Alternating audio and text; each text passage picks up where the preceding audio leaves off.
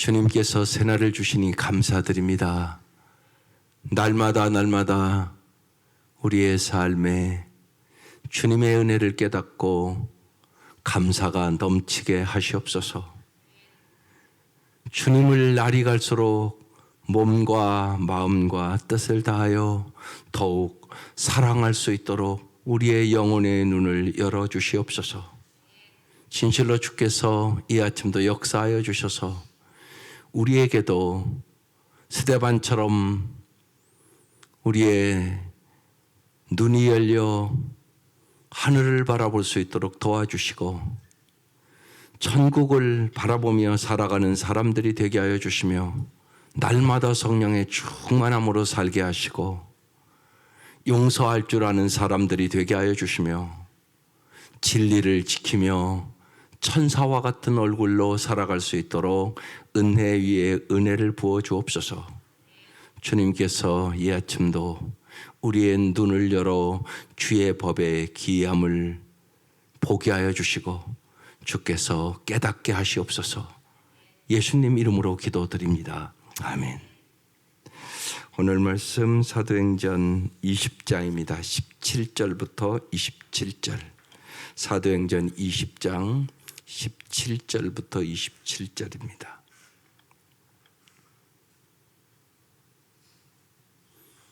네, 합독하시겠습니다. 시작. 바울이 밀레도에서 사람을 에베소로 보내어 교회 장로들을 청하니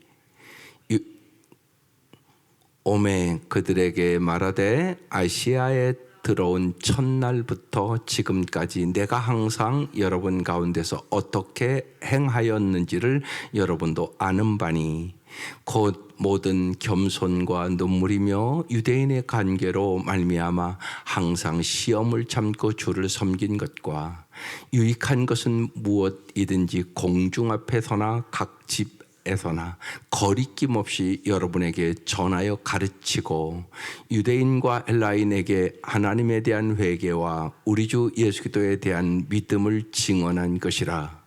보라, 이제 나는 성령에 매어 예루살렘으로 가는데 거기서 무슨 일을 당할는지는 알지 못하노라. 오직 성령이 각성에서 내게 증언하여 결박과 환난이 나를 기다린다 하시나 내가 달려갈 길과 주 예수께 받은 사명 곧 하나님의 은혜의 복음을 증언하는 일을 마치려 하면은 나의 생명조차 조금도 귀한 것으로 여기지 아니하노라. 보라, 내가 여러분 중에 왕래하여 하나님의 나라를 전파하였으나 이제는 여러분이 다 내 얼굴을 다시 보지 못할 줄 아노라.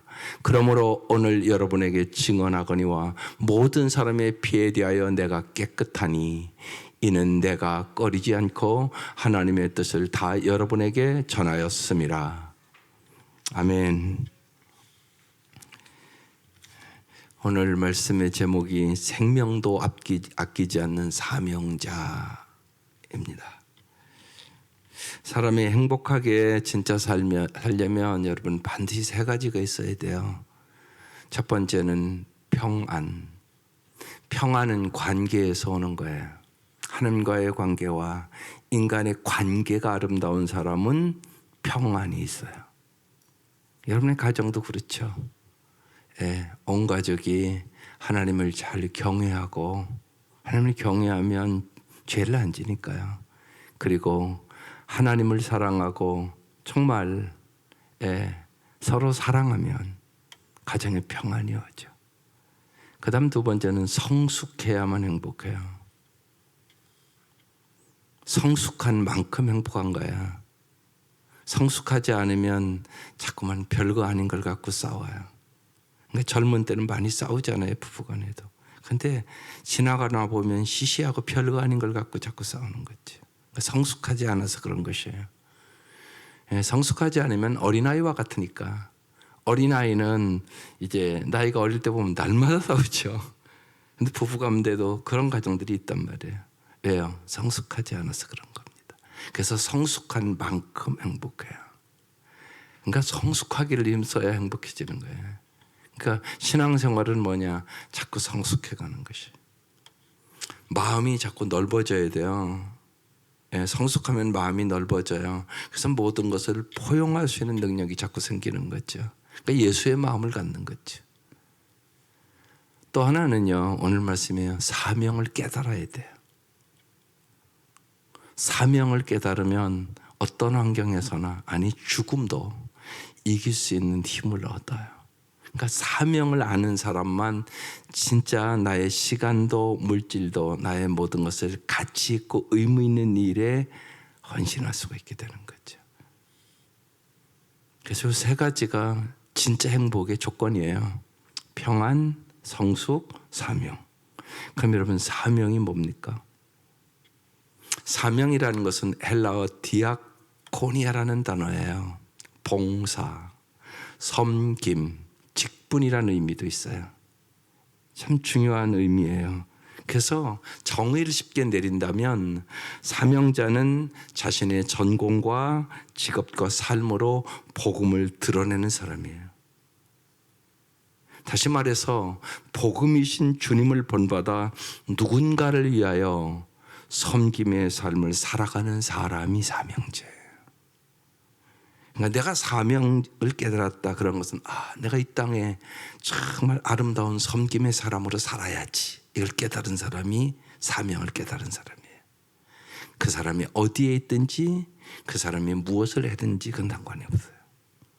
그러나 그 가는 곳곳마다 섬김이 있고 사랑이 있어서 복음이 전파되고 복의 통로로 살아가게 되죠. 이게 사명이라는 뜻이에요. 오늘 그 유명한 이제 사도 바울의 마지막 죽음을 앞두고 지금 사명에 대한 얘기를 하는 본문이에요. 참 중요한 본문이에요. 17절. 바울이 밀레도에서 사람을 에베소로에 보내어 교회 장로들을 청해요. 예루살렘까지 곧장 가던 바울이 밀레도에 배가 정착한 틈을 타서 에베소 장로들을 초청하는 거예요. 그리고 이제 죽기 전에 마지막 얘기하는 것이 18절. 오매 그들에게 말하여 아시아에 들어온 첫날부터 지금까지 내가 항상 여러분 가운데 어떻게 행하였는지를 여러분도 아는 바니. 이 얘기를 왜 하냐면 이제 바울이 떠난 후에 바울에 대한 오해를 이 유대인들이 계속 심어주는 거예요. 그래서 바울이 거기에 대해서 좀 해명할 필요가 있었어요. 그래서 지금 항상 여러분 가운데 내가 어떻게 살았는지를 여러분이 다 알고 있지 않냐. 유대인들이 여러분에게 나에 대해서 오해를 자꾸 심어주는 것들 오해하지 말아라. 그래서 지금 얘기하는 것이에요. 여기서 중요한 게 있어요. 내가 항상 여러분 가운데 어떻게 행하였는지를. 사명자는 어떤 사람이어야 되냐? 행하는 사람이어야 돼요. 이게 참 중요해야 돼요. 말씀대로 행하는 사람. 그래서 언제나 바른 말씀의 사람이 되는 게 우선이에요. 여러분이 말씀의 사람이 되지 않으면 행함이 안 따라와요. 예를 들어서 그래서 꼭 잊지 마셔야 돼요. 여기 주차장에서 딱 들어오면 그 괜히 매주 정성 들여서 써놓은 거 아니에요. 설교 그 제목을 거기 써놓잖아요. 뭐라고 써놨어요? 이번 주는요? 기억도 못하면 그렇게 못 살아요. 여러분 듣고 잊어버린 거예요 다. 뭐라고 써놨어요? 천사의 얼굴이라고 써놨어요. 천사의 얼굴이라고. 예. 스데반의 천사의 얼굴을 우리가 담자. 지난주에 말씀을 나눴단 말이에요. 그러면 최소한 스데반이 천사의 얼굴이 되기 위해서 네 가지 얘기를 해줬다고요. 천국을 바라보고 사는 사람이었다. 성령 충만한 사람이었다. 용서할 줄 아는 사람이었다. 진리를 지키는 사람이었다. 이걸 여러분이 알지도 못한다. 못 살아요. 말씀 듣고 잊어버리고 이것만 반복하는 거예요. 반드시 묵상하셔야 돼요. 묵상하지 않으면 이거와 마찬가지예요. 입에 음식 넣고 씹어서 삼키지를 않는 거예요. 그러니까 안 먹은 거예요. 먹으셔야 돼요. 말씀을 먹어야 여러분의 삶이 변하지. 그렇지 않으면 듣고 잊어버리고 이것만 반복해요. 이게 문제란 말이에요, 우리 신앙에. 이게 그렇게 신앙생활하면 안 돼요. 반드시 복 있는 사람은 어떻게 한다고요? 주야로 하나님의 말씀을 묵상하는 사람이에요. 그 사람만이 시냇가에 심은 나무처럼 시절을 쫓아 열매를 맺으며 그 행사가 다 형통하리로다. 이 말씀을 복으로 얻는 거예요. 반드시 그러셔야 돼요. 그렇지 않으면 뭐하러 붙여놓기도 하고 그걸 써놓겠어요. 그것도 누군가요? 매주 봉사해서 거기다 갖다 붙여놓는 거예요. 매주. 근데 보지도 않고 생각도 안 한다?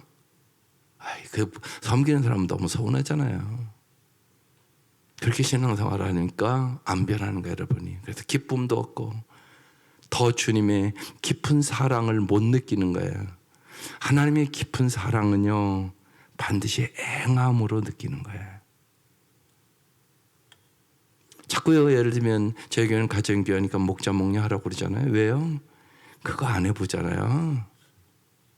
그러면 몰라요, 예수의 마음을. 오늘 여기 사도 바울의 마음 몰라요. 그냥 말씀 듣고 잊어버리고 듣고 잊어버리고 반복해요. 그런데 목자 목녀를 하면 섬기지 않을 수가 없어요. 드리기 싫다고 예를 들면 목장 예배 안 드려요? 그런 일 없어요. 부부싸움 하면 여러분 교회 오기도 싫은데 솔직히요. 근데 목자가 부부싸움 했다고 오늘은 이번 주는 우리 부부싸움에서 목장 예배 못 드립니까? 그럴 수 있어요? 그럴 수 없어요. 부부싸움하고 가기 싫어도 의지로도 가야 되는 거죠. 그게 목자예요.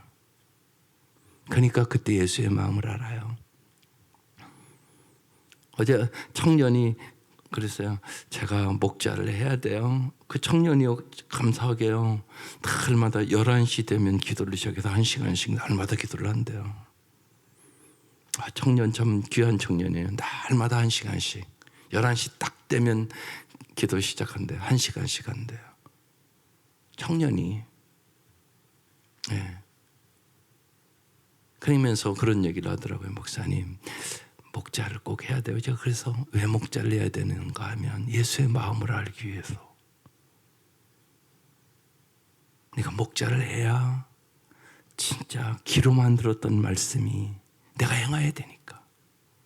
그래서 예수의 마음을 진짜 알게 되는 것이에요. 영혼을 불쌍히 여기는 마음을 알게 되고 목원 들여 기도하다 보면 눈물 나고 또 내가 정말 저 목원에 어려움이 있는데 도저히 해결할 수 없다는 것을 알게 되지. 그래서 정말 목자가 되면 제일 중요한 건 기도하는 일이야. 너 지금 잘하고 있는 거야. 네가 기도하니까 지금 이런 마음 주셔서 목사님 앞에 물어보는 거야. 목자를 해야 되는지. 그렇지 않은 사람은 그런 마음도 못 갖는다. 정말이에요. 기도해야만 목자하고 싶은 마음도 갖게 되는 거지. 기도하지 않으면 목자의 사명도 감당하지 못해요. 제일 중요한 건 기도하는 일이에요. 왜냐하면요, 내 목원들의 문제를 해결을 못 해줘요. 알면 알수록 내가 얼마나 연약한가를 알아요. 나 하나도 못 이기는데 무슨 남 문제를 짊어지고 가겠어요. 그래서 기도해야 된다는 걸 깊이 아는 거예요. 왜 주님께서 쉬지 말고 기도하라고 말씀하셨는지, 왜 주님께서 시험에 들지 않게 깨어 기도하라고 말씀했는지. 인간은 다 연약해서요. 내가 어떤 시험에 들지 아무도 몰라요. 근데 시험 들거든요, 우리. 끊임없이 시험 들어요. 기도해야만 시험을 이길 수 있어요. 주님 그러니까 다 알고요. 예수님 버리고 다 도망갈 거 알았다니까요. 그래서 미리 얘기하는 거예요. 시험에 대한 게 깨어 기도하라. 기도 안 하잖아요, 그들이요. 그리고 다 도망가 버리잖아요.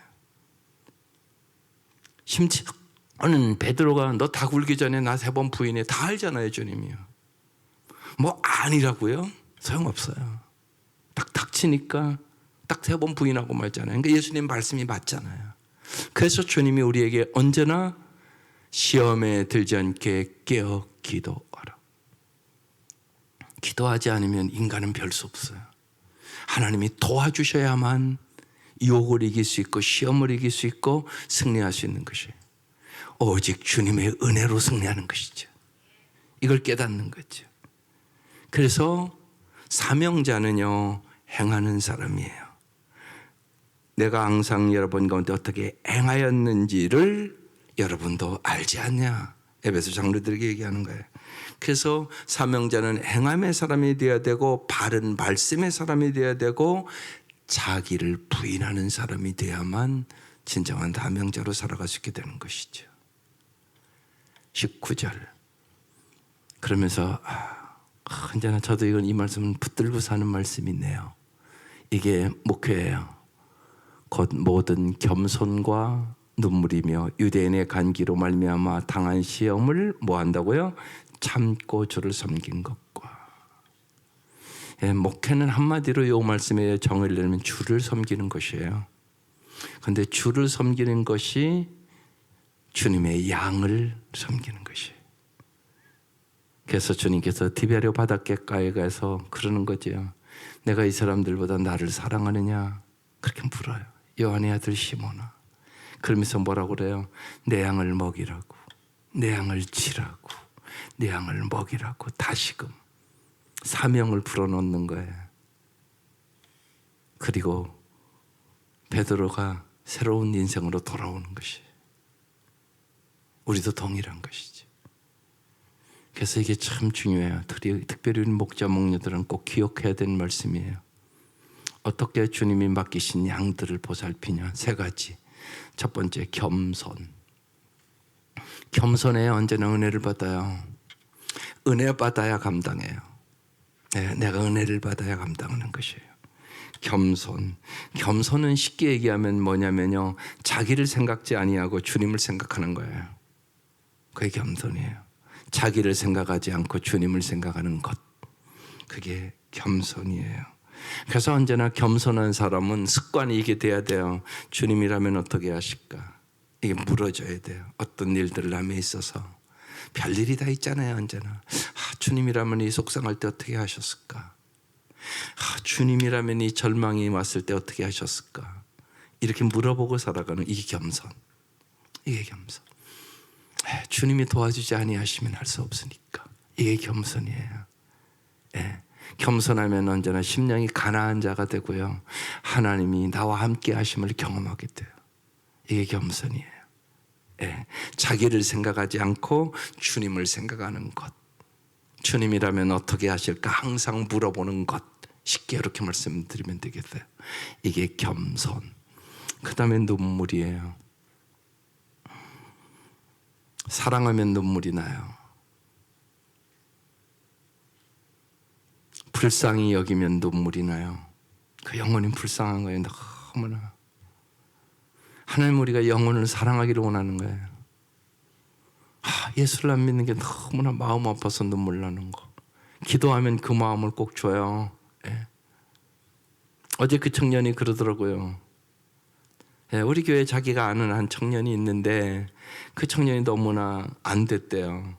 여러 가지 형편을 이렇게 식사를 같이 하며 들어보니까. 그래서 그 청년 생각하면 자꾸 눈물이 난대요. 그러면서 그런데 그 청년이 자기는 여자고 그 청년은 남자니까 너무나 조심스럽대요.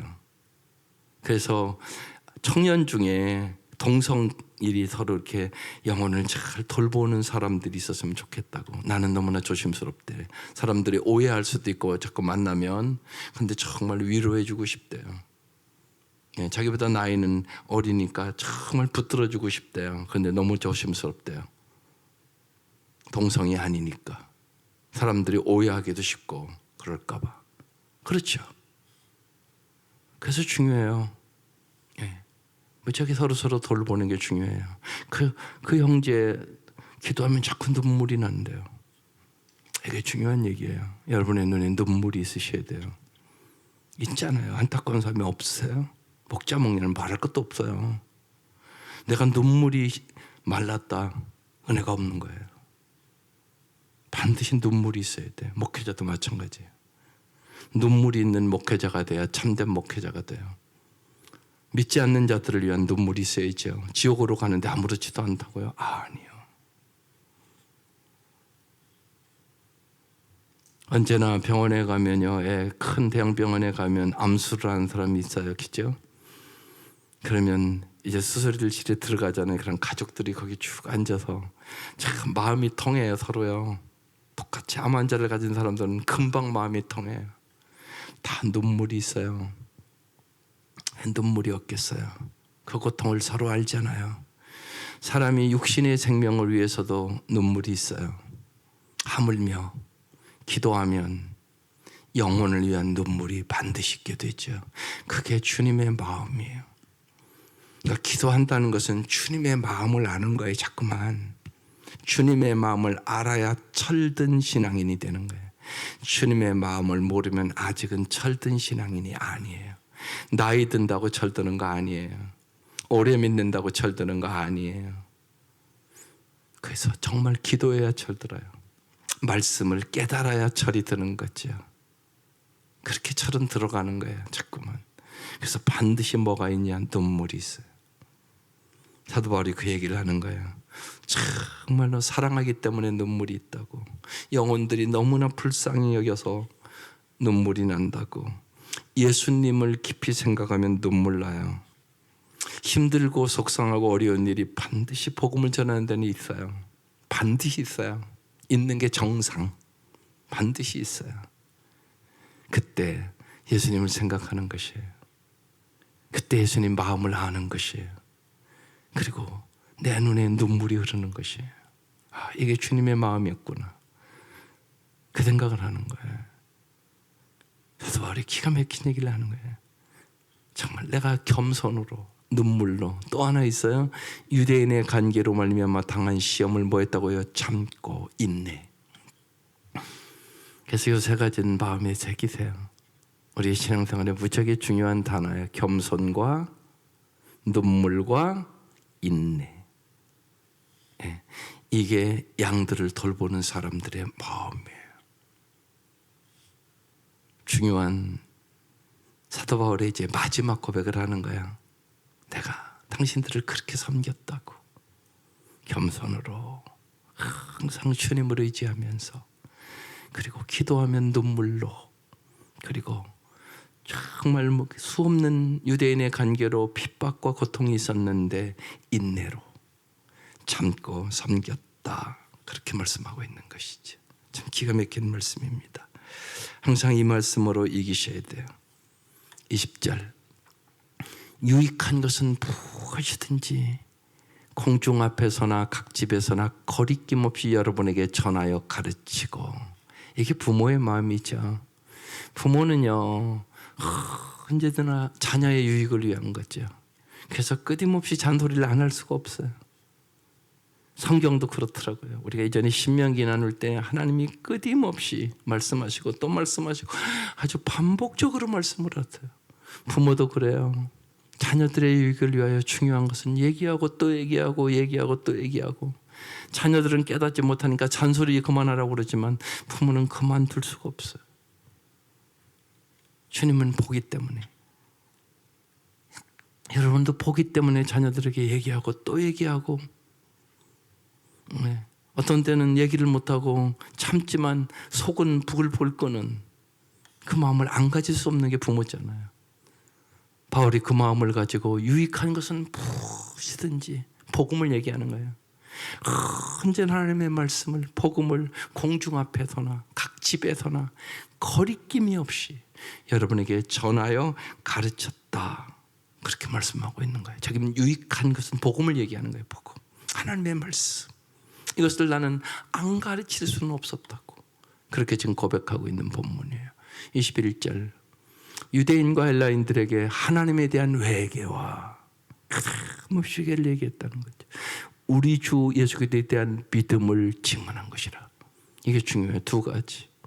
언제나 회개하라요. 여러분 설교를 듣는 이유도 설교를 들어보면 우리가 그 말씀대로 못 살잖아요. 그러니까 일단 회개해요. 회개. 주님, 제가 말씀만 듣기만 하고 말씀대로 행하지 않았네요. 주님 정말 도와주세요. 나는 곤고한 자입니다. 이 사망의 골짜기에서 누가 내를 건져내겠습니까? 내 힘으로는 하나님의 말씀대로 살아갈 수 있는 능력이 전혀 없습니다. 도와주십시오. 사도 다윗이요 우리 아내 밧세바를 간음하고 그의 남편 살인하고 시편 51편을 적거든요. 네. 이번 주 목회자코는 시편 51편 썼어요. 그러면서 철저히 자기를 아는 거예요.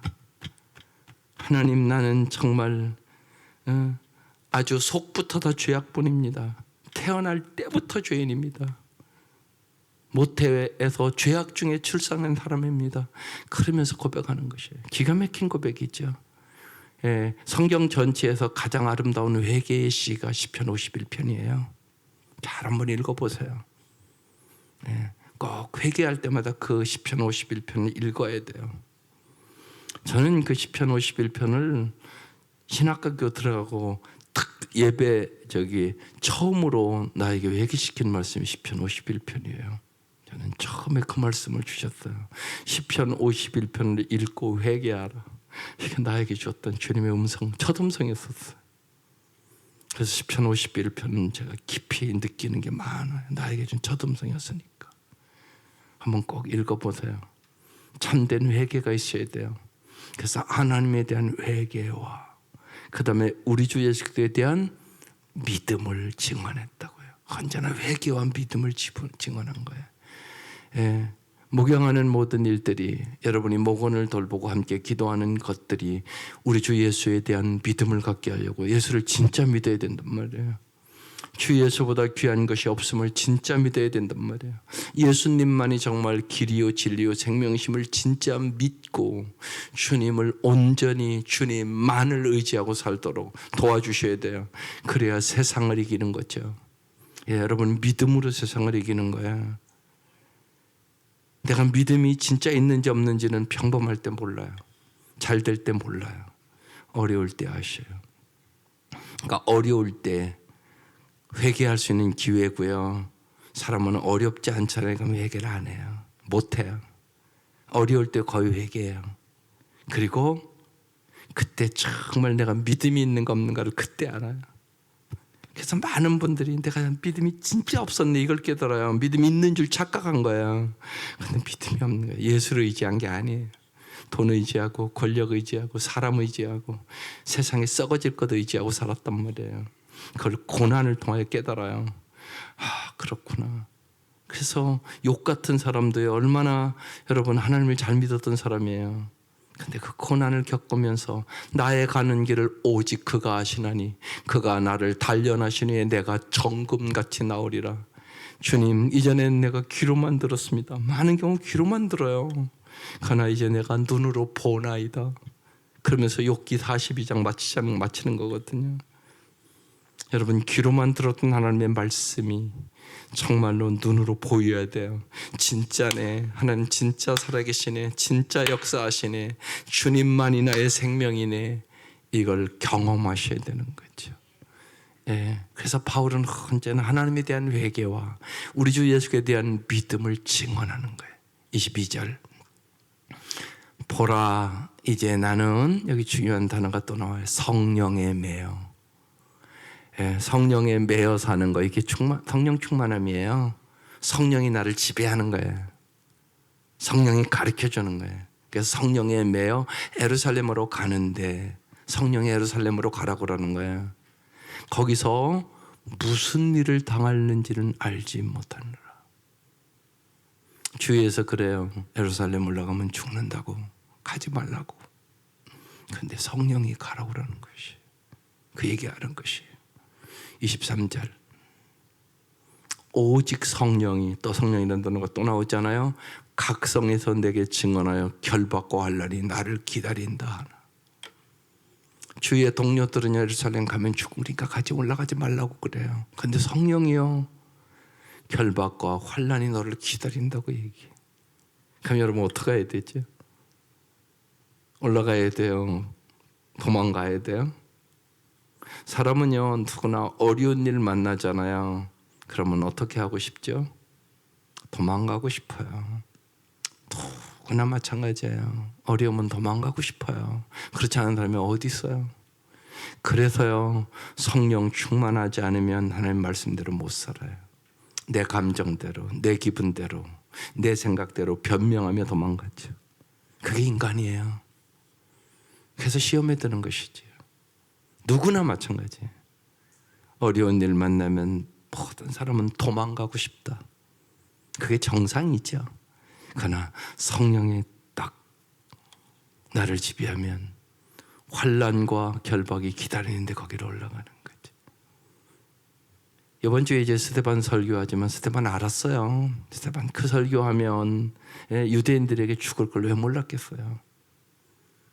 그런데 설교하거든요. 그리고 순교하거든요. 알았다고요. 몰랐던 거 아니에요. 여러분 꼭 잊지 마셔야 돼요. 예수를 전하고 살면 고난은 반드시 오는 것이에요. 고난이 없을 것이라고 생각하지 마세요. 그건 생각 자체가 그렇게 예수님은 얘기한 적이 없고 성경에 그렇게 기록되어 있지 않았어요. 너희가 세상에서는 환난을 당하나 강하고 담대하라. 내가 세상을 이겼노라. 그래서 반드시 십자가 뒤에 영광이 있는 거지 십자가도 안 졌는데 무슨 영광이 있어요. 십자가 뒤에 부활이 있는 거지 죽지도 않았는데 무슨 부활이 있어요. 여러분 생각해 보세요. 죽지도 않았는데 무슨 부활이 있어요. 죽어야 부활이 있는 거잖아요. 이 생각을 언제나 하셔야 돼요. 십자가 없이는 부활이 없다. 고난이 없이 영광은 없어요. 반드시 복음을 위한 고난을 받는 거죠. 예. 여러분 진리대로 살아가는 것이 어려운 일이지 적당히 세상에 타협하고 살아가는 게 어렵겠어요? 그래서 진리를 지키는 사람이 되어야 되는 것이죠. 그래야 내 가정도 세우고 세상도 세우고 정말로 세상을 아름답게 변화시킬 수 있는 거예요. 저절로 되는 게 어디 있어요? 없어요. 하늘의 미랄이 썩어져야만 열매를 맺는 거지 썩어지지도 않으면 천년 만년 있어도 하늘은 하늘로 그냥 있는 거예요. 그건 분명히 여러분 다 깨닫고 아는 거잖아요. 반드시 그런 것이에요. 그래서 성령은 언제나 결박과 환난이 있지만 진리의 길로 우리를 인도해요. 성령은 진리의 영이거든요. 그래서 결박과 환난이 나를 기다린다 하시나 이제 유명한 말씀이 나오네요. 24절 다 같이 읽을게요. 시작. 내가 달려갈 길과 주 예수께 받은 사명 곧 하나님의 은혜의 복음을 증하는 일을 마치려 하면은 나의 생명조차 조금도 귀한 것으로 여기지 아니하노라. 이 말씀이 유명한 말씀이에요. 언제나 정말 주님 앞에 부름받은 사명자는 이 말씀을 마음에 새겨야 돼요. 나의 달려갈 길이 뚜렷하게 있는 거죠. 부르심의 상을 향하여 달려가야 되는 것이에요. 주님이 우리의 길이 되어주셨잖아요. 그 길을 따라가는 거예요. 나의 달려갈 길, 주님이 나에게 주신 그 길, 나를 구원해 주신 그 길, 나의 인생을 변화시킨 그 길, 정말로 예수를 핍박하고 예수 믿는 사람 죽이러 다녔던 나의 인생을 송두리째 바꿔주시고 구원의 길로, 천국의 길로, 생명의 길로 인도하신 그 길, 주 예수께 받은 사명, 곧 그 사명이 뭐라고요? 하나님의 은혜의 복음을 증언하는 일. 이것도 우리 모두의 사명 아니세요? 하나님 여러분을 왜 불렀죠? 그냥 신앙생활 잘하고 잘 먹고 잘 살으라고 부른 건가요? 아니라고요. 은혜의 복음을 증언하는 일로 우리를 부른 것이에요. 그래야 사람이 살으니까. 은혜의 복음을 증언하는 일을 마치려 하면은 평생 이제 그렇게 살아온 거죠. 예수 믿고요. 이제 이 일을 마칠 때가 갖고 왔다는 거예요. 죽을 때가 갖고 왔다는 얘기입니다.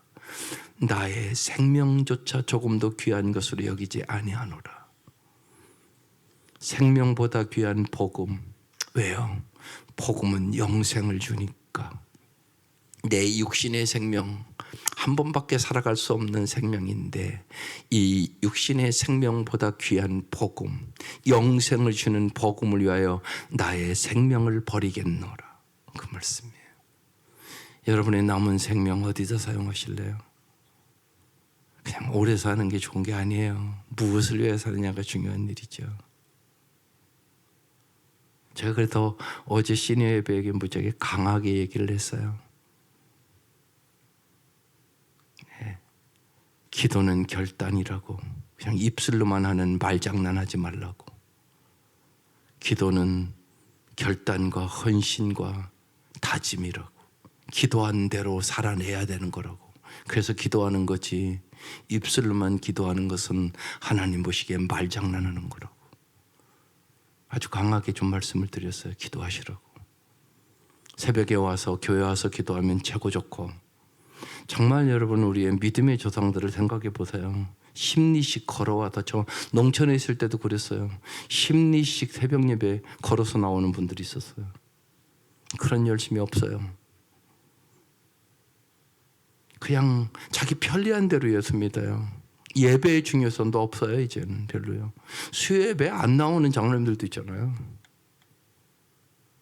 기가 막힌 일들이에요, 여러분. 그렇게 신앙생활에서는 변화 못 시켜요. 여러분 뜨겁게 신앙생활 하셔야 돼요. 네. 저는 그렇게 생각해요. 저는 정말 그랬어요. 교회 가까운 데 나오면 새벽 예배에서 나오겠지 그랬어요. 하늘 아파 살았으면 다 나오는 줄 알았어요. 그때 아니더구만요. 아무리 가까워도 믿음 없으면 못 나와요. 그래서 제가 그랬어요. 습관을 잘 들이라고. 습관이 중요해요. 습관. 아까 그 청년이 11시에 벌써 몇 달 됐대요. 11시에 딱 기도하는 훈련을 하니까 그 시간 되면 저절로 기도를 하고 자게 된다고. 습관 들었다는 얘기죠. 중요한 습관이죠. 여러분 자녀들에게 그런 습관을 들여주세요. 기도하는 습관, 날마다 말씀 읽는 습관, 그게 유산이에요. 유산. 그게 진짜 여러분의 자녀들을 살리는 유산, 진짜 잘 살게 하는 유산이란 말이에요. 그걸 잘 아셔야 돼요. 기가 막힌 말씀을 이제 사도 바울이 하는가. 이 말씀은 마음에 새겨야 되는 말씀이에요. 정말 생명보다 귀한 복음, 영생을 주는 복음. 인간은 일생이 아니라니까요. 삼생이란 말이에요. 영생을 위하여 주님이 이 땅에 오셨다고요. 영원히 잘 살게 하려. 25절. 보라 내가 여러분 중에 왕래하여 하나님의 나라를 전파하였으니 나 이제는 여러분이 다 내 얼굴을 다시 보지 못할 줄 아노라. 여기 하나님 나라라는 단어가 있죠. 우리는 하나님의 나라를 위하여 부름받은 사람들. 이제 뭐라고요? 다 얼굴을 다시 보지 못할 줄 아노라. 알았어요, 사도 바울이요.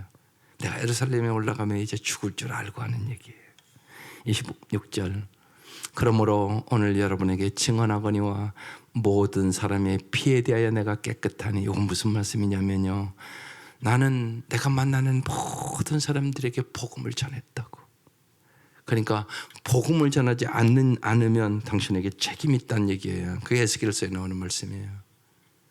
전했는데 안 들었다, 이건 나에게 책임이 없어요.